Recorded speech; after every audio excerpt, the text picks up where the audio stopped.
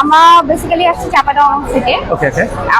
আমার ফ্রেন্ড আমরা দুজন চাচ্ছি যে একটা আমাদের ওইখানে একটা কোনো ফ্যাক্টরি আমরা স্টার্ট করবো ছোট আকারে।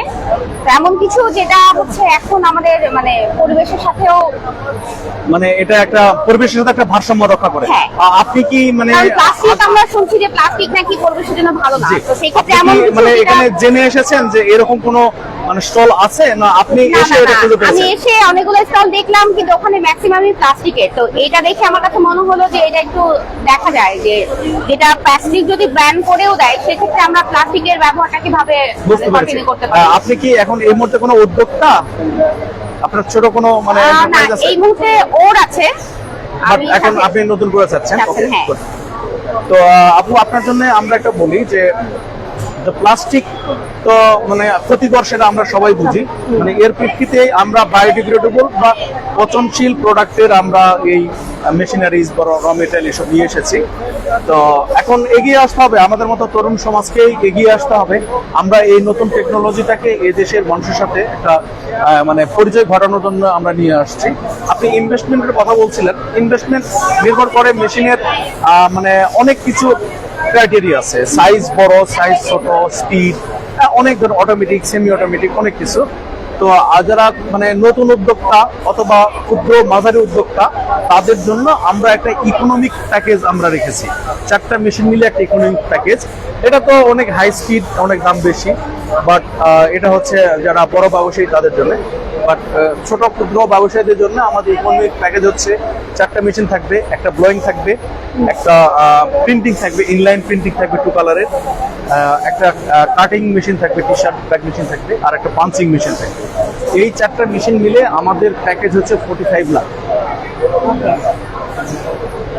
45 লাখ ভিজিটি। মানে পার ডে প্রোডাকশন কত আপনাদের?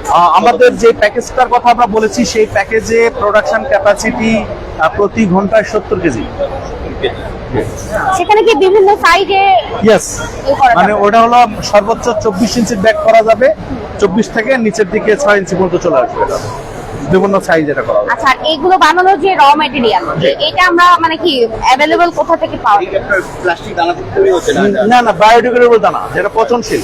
এই দানাটাই তো আলাদা, যেটা আগে যে বললাম ভুট্টার দানা থাকে, এটা পিএলএ থাকে, পিবিএটি থাকে, বিভিন্ন কিছু সংমিশ্রণে জৈব যৌগ হয়। তো এই জৈব যৌগটা যখন বাতাসের সংস্পর্শে আসে তখন এখানে ময়েশ্চার গেইন করে, আর ময়েশ্চার গেইন করলে ওখানে ব্যাকটেরিয়া আসবে, ব্যাকটেরিয়া আসলে এটাকে খেয়ে ফেলবে।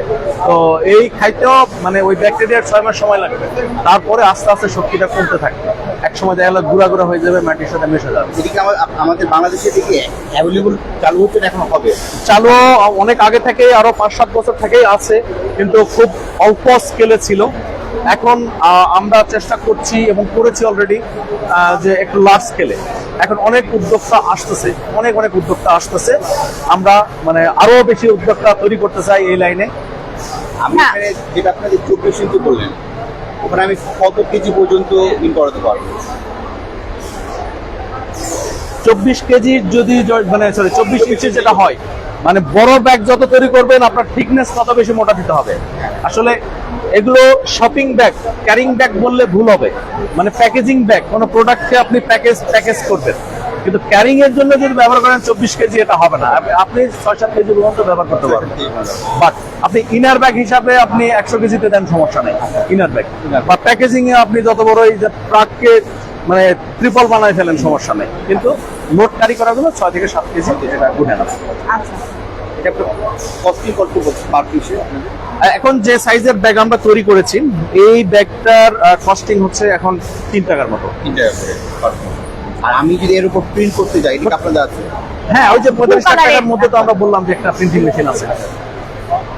পার পিস 3 টাকা করে। জি। আচ্ছা, এটার এই মেশিন সেটআপের জন্য কেমন মানে এরিয়া বা কেমন এই যে যারা দেখছেন যেটা 2000 থেকে 3000 স্কয়ার ফিট। অনেক বেশি হয়ে যায়, এত বড় লাগবে না। অত বড় লাগবে না। 1500 স্কয়ার ফিট এনাফ। প্যাকেজিং এর জন্য আমার 1500 স্কয়ার ফিট এনাফ। হ্যাঁ, এনাফ। এরপরে ধাপে ধাপে বাড়াবেন। থ্যাংক ইউ আপু, আশা করি আপনাদেরকে একটা ভালো জ্ঞান দিতে পেরেছি। আমাদের এই কথাবার্তা ফেসবুক লাইভের মধ্যে অনেকে শুনছে। অর্থাৎ আমরা চাইছি যে মানে জনে জনে না বলে যাতে একজনকে বলে আমরা হাজার জনকে শোনাতে পারি। থ্যাংক ইউ আপু।